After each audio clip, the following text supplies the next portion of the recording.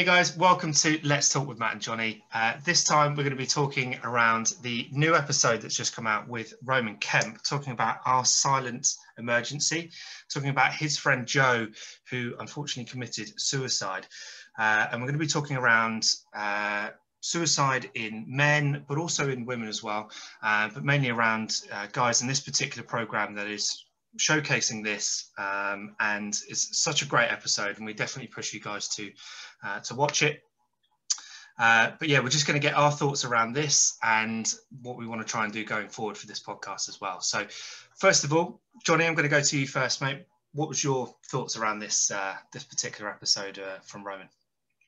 Well, Ronan's my age, so I think he's 27, 28.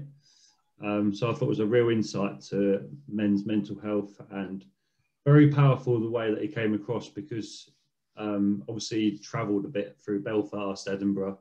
I think he went to Glasgow and just around the UK, Scotland, Wales, etc. And interviewing different people in different situations, men, from a very young age as well. And one thing that stuck out for me is how well the lads in Belfast, I think it was, they lost a friend and they attended a support group.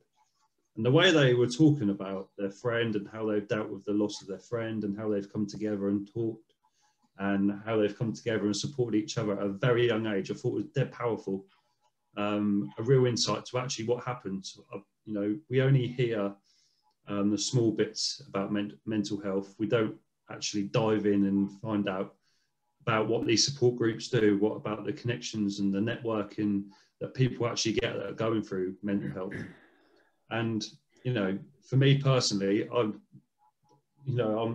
never really suffered with mental health, but in terms of like keeping my cards close to my chest and dealing with it, you know, as most men do, we try and deal with it and try and sort of let it pass and don't really talk about it as much as we probably should. I think looking at these young lads in this episode was dead powerful and came to me. And well, the way that I felt was that we've got to talk more. The other thing that stuck out was how he opened up to his mum. He said nothing to his mum. Oh my God, that just, I don't know about you lads, but I was like, bloody hell. Yeah. Did he say he wanted to go to the train station and throw himself in front of a train? Yeah. Like how many people, how many men out there are having suicidal thoughts? I think the statistics were they are astonishing. I couldn't believe the statistics. I just thought it was a great episode, and it's obviously needed, but very, very powerful. Yeah, definitely. And just picking up on that one point where he was speaking to his mum, I mean, that was, you know, that definitely choked me up, you know, when he was being open to his mum about that. And he was, you know, and that's the thing, he's quite openly he's very close to his mum and dad, you know, and that, you know, just to have that, you know, to not mention that before, or to even feel that you've been in that situation. And you've got to think that this guy is, like I say, he's a young guy, similar age to you, Johnny, you know, 27, 28, and he has a lot of things going for him. You know, he's got a very popular radio show. He's been a presenter on, you know, various different things, and been on I'm a Celeb and done very well in that.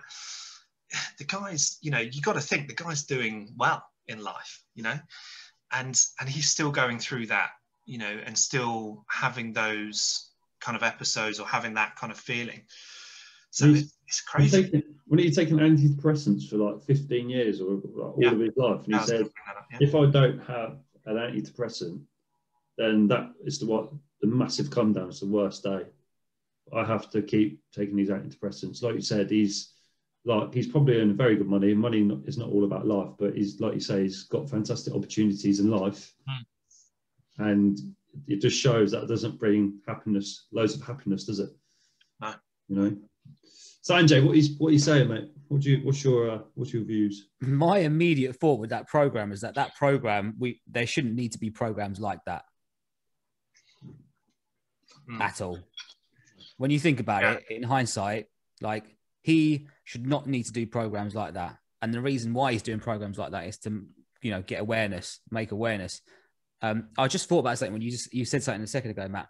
Isn't it funny, right? How a lot of people, especially in this day and age with social media and influencers and all this jazz, a lot of people aspire to be celebrities or well known or in the public eye. But the reality is, and this is not just one case that with this episode, but with numerous people, you know, that want to be like that, but yet still struggle. And they're aspiring to be something like that, but yet can't. You know, Caroline Flack, we said it the other day, like in the public eye, shot up all of a sudden, bang, you know, got shot down. Like the news and everything like that that goes around it, I think some people are just not geared up for and just not ready for. They probably don't expect it. But in terms of the episode, yeah, I thought it was an amazing episode. It was well portrayed. It was well. There were so many little nuggets of value in there when they were saying things like ask someone how they are twice. Yeah. I've been saying this for years, because if you ask them twice, they actually do think about, oh, do you know what? It's just breaking that barrier. Like his friend, what was his friend's name? Joe. So Joe, he said, what did he say? He said he's always in a good place. He was always happy. He was always, you know, a lot of banter and all of this stuff, but you never really saw what was behind the mask. And he hid it so well because he had so much practice at hiding it. Yeah. And you know what? I think everyone's a little bit of a culprit in that phase. I've been, you know, I wore a mask for years, and then you just get so used to it and it's built in you and you believe in that's the right thing to do. But yeah, powerful episode. I hope if anyone hasn't watched it, then definitely watch it. Regardless if you suffer from mental health or not, that's even more so of a reason to watch it. Yeah, we'll definitely put the links and everything into in the description below, you know, for the show, because, you know, not only is it, you know, important for guys to not only watch the program, but also, again, it's just reaching out to friends. You know, there was one, you know, locally, there's a guy mentioned on there from Reading, you know, that's that his group of friends, and they were the ones that said, you know, ask, are you okay twice, you know, and have that, you know, that okay rule that Roman was saying there, you know. And I think, you know, and again, it's just making sure that stigma of going, oh, we're men, we don't cry, we don't do this, you know, we don't show our emotions and this kind of thing, we just sweep it under the carpet and we're fine. No, that's you know, such old school thinking, that actually you need to be open with your thoughts and everything that you're going through and the stress and everything else. And like I say, just one message, one phone call, you know, things like that could help. But also, as well, as what I found was quite interesting, was that the friends also were bearing that kind of guilt of going, I could have done something more, you know, and what, you know, what could they have done? You know, it's as much as they want to try and help and be that positive person, but if they were just wearing that mask that whole time, how could they see that? They couldn't have seen that coming, right? It's invisible, isn't it? It's an invisible illness. That's what we call it, because it is completely invisible. I think it's just about asking the questions, the right questions. And there was something, when you look at someone and they're happy and they're constantly happy, like, are they really happy? But then it's like, if you're looking at it from a friend's perspective, like, okay, let's flip this on its head. Actually, have you two boys ever thought about suicide? No. Never thought about it. Never got to a low point and think, you know what? What's the point? No. Not honestly. No, I've got to a point where I would have been very low in the fact that I was, you know, wondering how the hell I'm going to get out of it, or thinking, you know, and being, you know, in my room, wherever I was, you know, thinking, I can't afford to do these things. I can't afford to go somewhere. I can't, you know, keep this person happy that's in my life. I can't, you know, do whatever.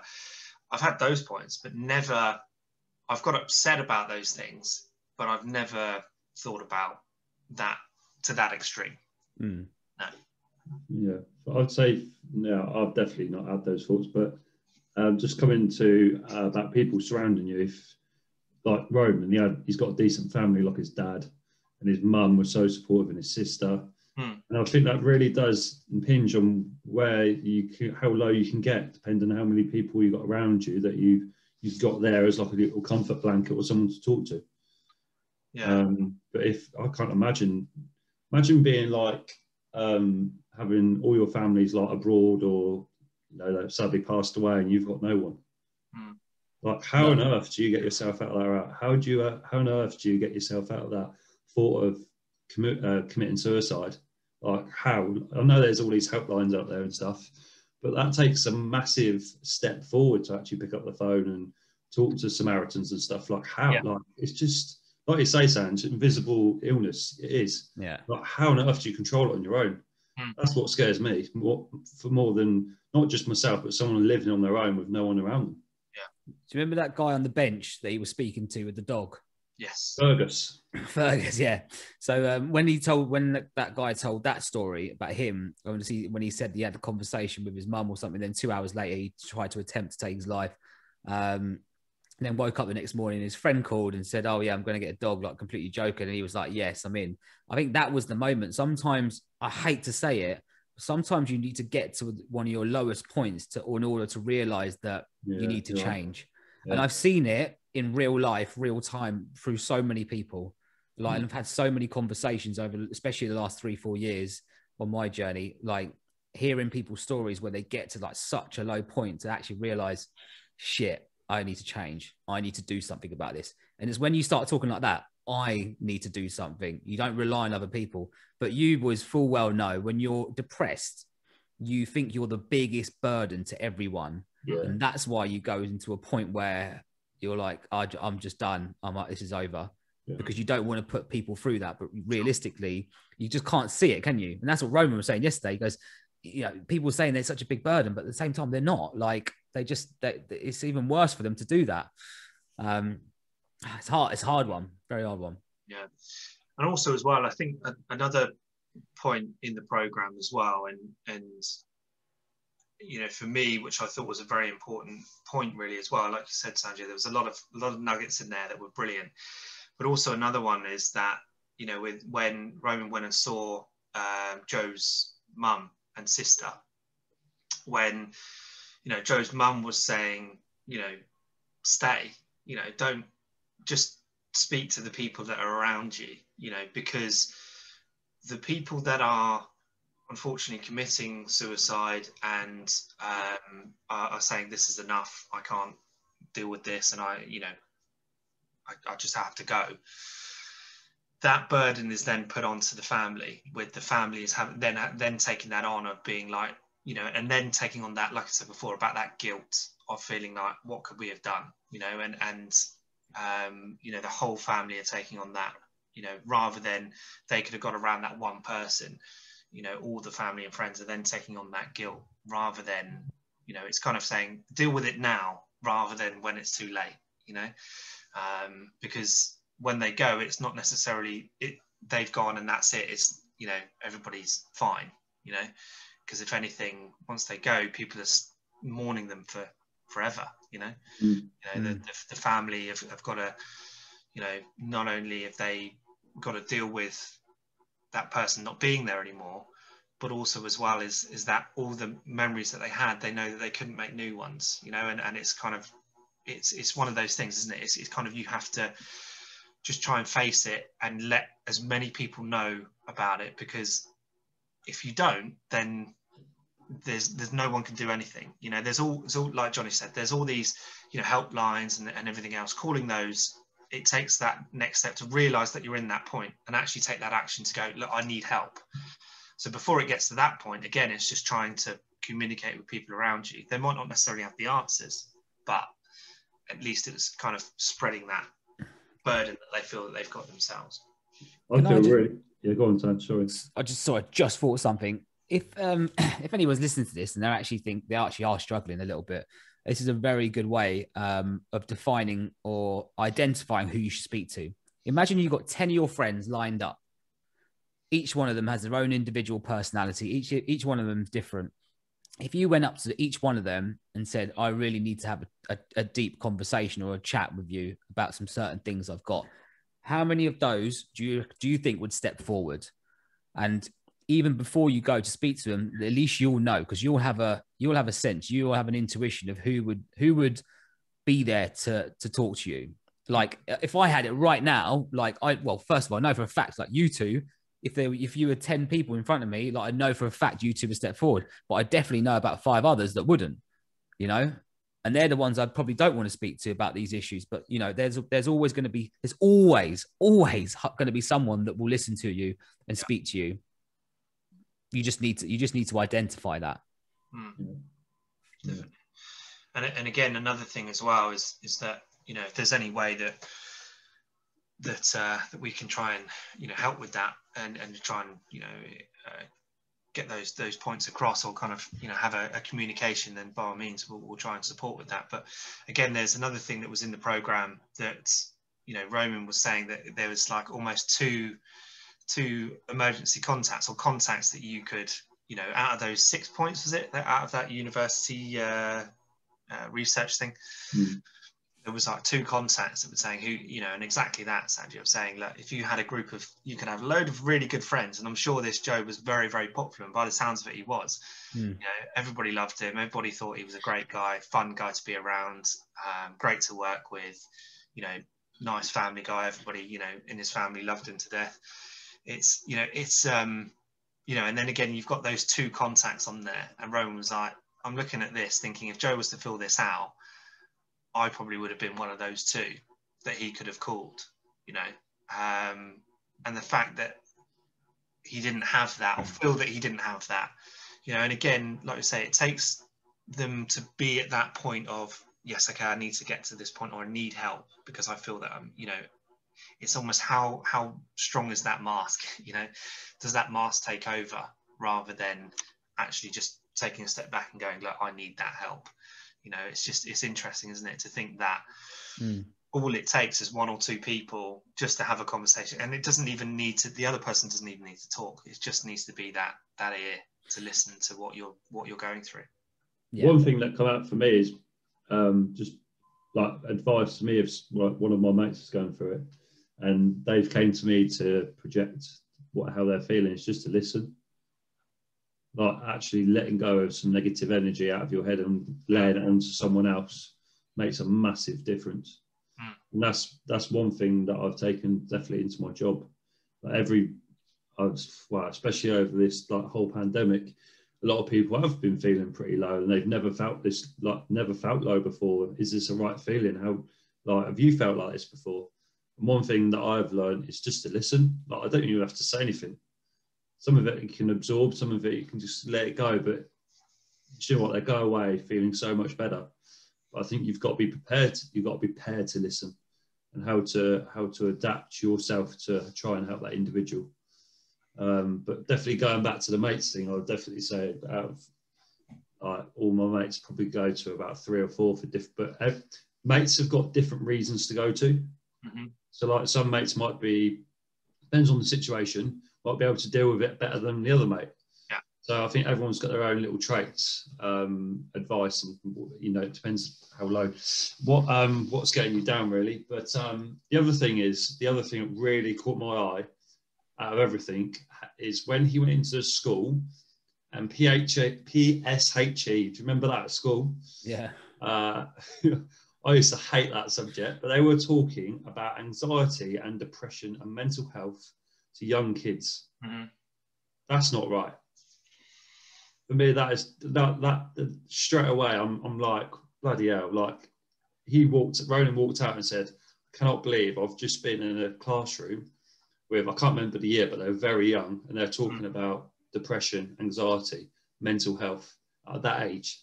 They were aware of it, weren't they? Aware of it. Aware like, you know, like what is depression and what, you know, and it's just, and again, just mad. Young lads has said, you know, it's okay to cry, and you know, not to be a, you know, and he already had that, you know, he already knew of that stigma, you know, that kind of that type of thing, and it is crazy, isn't it, to think that they're having those conversations, or even having to have those conversations so early on.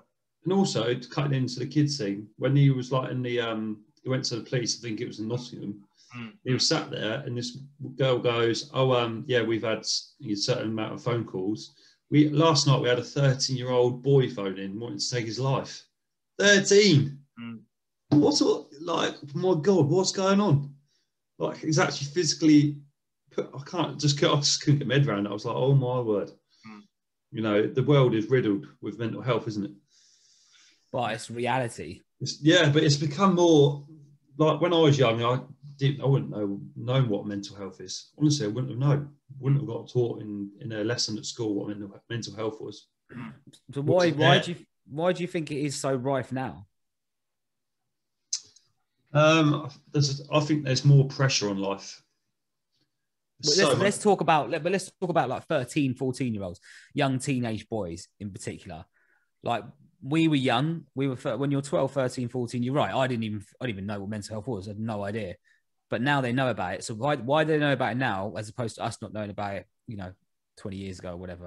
I always bang on about it. It's social media, YouTube, these bloggers, these like, I would say, what's my sister? My sister's like 24. I guess when she was 18, she was straight on looking at not fitness bloggers, like general lifestyle bloggers, and then trying to get the exact same clothes as the girl on the blogger. That's one act. It's not all about social media, but a lot of it is social media. Yeah, definitely. You've got to think that social media is only been, I know we've talked about this loads and loads and loads of times before in previous podcasts, but social media wasn't really a thing 15 years. No, it wasn't. When we were their age, definitely. I mean, Christ, when we were their age, so we didn't even have phones. So no. It was it's one of those things, isn't it? And also in my head is that I'm thinking we are so open about mental health, and we have brought mental health to such a forefront of the news and the media, and everyone is kind of very conscious of it. And is it that not only are people being conscious of their mental health, but also are they being overly cautious of what their mind state is at that precious time? So it's kind of like going, how do I feel? And how am I thinking too much about how I'm feeling, or how I feel about a certain thing that I see in social media or whatever? Am I too aware of that now? Yeah, you are right. That's so right. It's the before we would never have thought of it because it wasn't really a thing. We just thought, we'll just crack on, we'll just be kids, we'll do whatever, right? But because they are, it's something in the forefront of people's minds now, that it's almost people are overthinking it and being too conscious of what they're feeling and how they're thinking. They're kind of dwelling in their thoughts too much. Do you know what I mean? It's kind of, they're really thinking about their thoughts, and everything that enters their mind, they're giving that a conscious, time to think about those things, where previously we probably didn't even know. These things may have come in, we may have got upset about something and got, whatever, but we just brushed it off and never really thought anything of it. But now I think they're almost too conscious of something. And it's in the eye, isn't it? That's what it is. It's there. You just can't get away from it, really. You're in the car, it's on the radio. You're on your phone, it's on your phone, it's on your feed. It comes up in a conversation on WhatsApp. You just can't get away from it. Yeah. Whereas back then, like you say, it wasn't out there so much, wasn't publicised so much. But do we think to me, I think it's a good thing. But also, secondly, it comes with its own negative. Very much like we said with social media, is that there is both positives and negatives to it. It's very good that youngsters are talking about it and being aware of it. But also, secondly, is that, where celebrities are, and people in the public eye are committing suicide, unfortunately, like Caroline, that is in the public eye. And I don't know, I don't really want to say it, but almost glamorizing mental health and suicide. Yeah. And mental health, I so get what you mean. Something like that, you know what I mean? Yeah. I so get what you mean there, because you're right. Now, when you said that, actually, I just thought about it and I was like, do you know what? In a way, yes, but then you've got, like Roman Kemp yesterday when I was watching it, he wasn't glamorizing at all. He was just making it very aware. But there is on the other side, there was on the flip side of it, that people probably don't think about it too much. And do you know what? I guarantee someone out there is making money from, mental health, like somehow, because, that's just the way the world is at the moment. It was something that just came to me whilst you were speaking, is that, and this is a little tip for anyone, and I do this all the time, If you're feeling low or feeling down, low self-esteem, battling with your thoughts, telling yourself you're not good enough, what's the point, all of these things, when you get at the start of that journey, when you start to go down, down, down, if you're able to catch yourself and really just realize in the moment, whoa, why did I just say that about myself? Why did I just say I hate myself? Like, really just catch yourself on anything at all. You know, if you're, I do it all the time. When I'm speaking to my mum recently, I was being super negative, and I just thought, I stopped and I was like, whoa, why am I being super negative? Like, how could I just flip this around? And then I flipped it around and it turned into a positive, because it's so much of what you output, your thoughts, you're just outputting so much negative thought patterns. And it's so easy to get like in a big ball about that snowball very, very quickly. But if you're able to catch yourself and think, whoa, slow down, it can be a game changer. And that's when, you know, you might be like, well, do you know what, Matt, I'm really depressed today. I'm having a shit day. I can't be asked, whatever. And then I'll be like, whoa, catch myself. Like, actually, Matt, like, I actually probably just need to talk about this for a moment. I don't know why this is coming out, but it's coming out like this. Do you see what I mean? You just need to catch yourself. Anyone with mental health problems, if you're able to catch yourself, realize what you're doing, it's self-awareness essentially. But yeah, I think that's massively helped me over the years. Totally, yeah. And I think the thing is, if you can consciously catch yourself like that, you know, I think that is also the way that you communicate that, the feeling that you've got, is that you can rationalize that, rather than being, like I say, rather than just blurting out a load of negativeness in a way. I know it's not really a word, but, you know, putting out that negative thought, the impact to that person you're telling it to is going, hold on a second, I can't see the fog that you're trying to present here, because you're just blurting a load of negative words at me. But actually going, kind of breaking it down and really going, actually, this is how I'm feeling, rather than just going, this is I'm negative. It's actually going, this is how I'm feeling, and this is an impact of that, and trying to rationalize it. Yeah, definitely. It's the way that if you can consciously think that, or be aware of that, then yeah, that's a game changer. Yeah, 100%. Totally agree with that. But again, you know, I think for me, you know, watching this is a big thing, and I know that we created this podcast, and the reason why we call it Let's Talk, you know, with Matt and Johnny, is because of this exact reason, really. You know, is that to try and open up and to talk. And it's, you know, we've had this from the very start, us three guys that just talk about various different topics and talk about our own experiences with things that we've experienced over the topics that we've talked about over the seasons that we've done. And for me, I think that this is a platform that we can try and, you know, really push to try and get more and more people talking about this. And that's the aim, you know, from this, really. So again, I know I said to you guys, but again, we'll try and reach out to other charities and other organisations that help prevent suicide, but also other kind of mental health charities as well, to try and see if we can try and, you know, spread the word a little bit more, and see how we can help. You know, again, it's something that we can use this platform to get people to come and talk to us on here as well, you know, and actually have, you know, share their experiences. I know, Sanjay, in your own podcast, you've had that where you've spoken to people that have had these kind of episodes and really strong, powerful conversations, you know, and again, how they've come the other side of it, but also it might be something that somebody is going through it right now, yeah, and how we can help with that. So, you know, definitely we'll try and reach out where we can to try and do that, and, you know, even just to have 3 strangers to talk to, you know, and somebody that isn't closely connected and doesn't know them personally, that can just be those ears to listen to their conversation or their story. So we'll definitely be doing that, and that's our aim for moving forward with this podcast as well. But again, just going back to the program, I think that it was, for me, was a very powerful conversation and a very powerful documentary going across the UK, you know, various different areas across the UK, talking around this very important subject. And for me, another thing was, why is this on BBC Three? Why is this something that is only available on iPlayer? Why is this not on prime time, BBC One? You know, this is something that it's only an hour. Let's just put it on a Friday night at 7 o'clock on BBC One and just get millions of people watching this program. People have shared it and people can watch it online, and everyone has access to online now and all that kind of stuff. But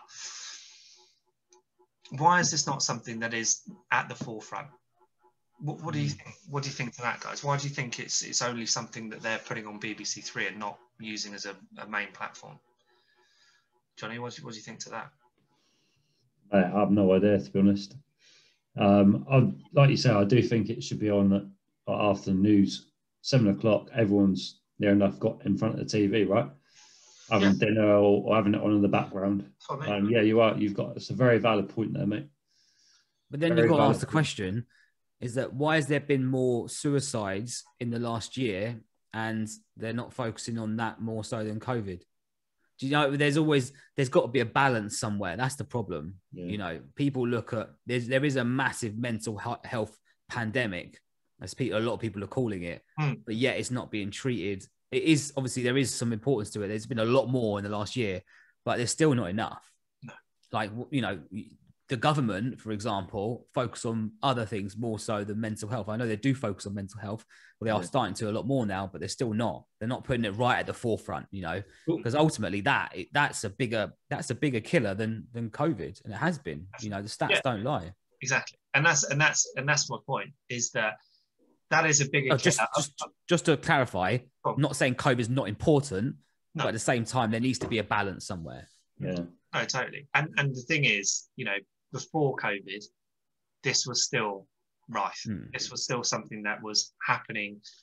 You know, every day there was a suicide. A young male has died from suicide, and this has been going on for years. You know, generations of this has been an issue. And this also, again, you know, I know we've talked about it a lot, but this runs alongside obesity as well. You know, it's the same kind of thing, is that, you know, there is people dying from obesity that people aren't, you know, the government aren't really thinking about that. They're focusing on COVID and all, you know, fine. You know, it is very important. It is a very serious illness, and a lot of people have died from that. And it's very, very unfortunate in the last year. But also as well, we've had obesity and suicides. It's been forever. You know, we've known about it since we've been born. You know, it's been something that's been going on. It's not a new thing, you know. And I think the thing is that if there's a way that we can really try and, as I say, use this platform to shine a light on both of those, really, I think that's a huge impact that could happen on those two subjects. What did you say yesterday, Matt? Saving lives through conversation. That's the goal, isn't it? Exactly. Full stop. That's it. Yeah. And that's exactly, you know, the sole reason why we created this podcast, you know, is to, you know, I think we said in our very, very first episode, is to, you know, save lives through conversation. And, you know I can guarantee, you know, just from having this podcast alone has helped me from feeling low over this last year. Just having this regular chat with you boys, you know, I'm sure it'd be the same with a lot of other guys out there as well, you know, whether they've got this technology or whether it's just a message or a phone call or whatever it is. But, you know, definitely, I think it's important. Regular check-ins, definitely. These we used to every Monday, didn't we, at 12? But now we're on Fridays, make a hell of a difference. Even just talking about different subjects that you don't really talk about for like half hour, 40 minutes every single day. It was good. It's always been good to bring it up. And just, you know, validate it, and then, you know, talk about it with other people, making sure you're on the right lines as each other. I think that's really important as well. But like you say, Matt, that's the reason why when we sat down at yours having dinner and said, right, we are going to get this podcast going. It took about 4 months. We are going to do this. We are going to do it. And we've finally done it. And I think it's been one of the best things that we've done, right? Along with together and, you know, getting Sandra involved as well, along with the boot camp stuff and that. Purely because we see life on the same line. You know, that's the reason why the boot camps work, our friendship works, and the reason why this podcast works as well, because we kind of see life through the same lens, effectively. So yeah, if anyone's listening, guys, and don't often you see three lads on a podcast talking about men's mental health or any different subject. You don't really see that at all. I listen to a lot of podcasts. So hopefully these are helping many people that are listening. And if you are listening, it'd be really nice to hear from you as well, because it's always really nice to hear feedback. If we're helping you, if the conversation or a little point that one of us have brought up have helped you in general life, because that's very motivating to hear from our side of things as well. So no, it was good. It's very, very good, lads. Yeah, brilliant. Yeah, I think we'll end it there. I think, you know, as I say, we'll put all the links to the program from Roman Kemp, the documentary he did on his friend. We'll put the links below, so by all means check that out on the BBC iPlayer. Hopefully we haven't ruined the whole program for you, but at least, you know, it's shedding a light on that. And again, as I say, using this platform to share that story and also helping others in the future. So again, guys, thank you very much. Sanjay? Maybe next one we can talk about Caroline Flack, because as much as it affects men, I know we're guys, but women's obviously still a big problem. And hearing that or watching that story was also quite moving. So I think it's definitely an important one. Okay. That's what we'll do next week then. We'll talk about that one. All right. Thank you very much, guys. Appreciate your time, and always good to chat. But see you next time. Take care. Guys. Bye-bye. Cheers.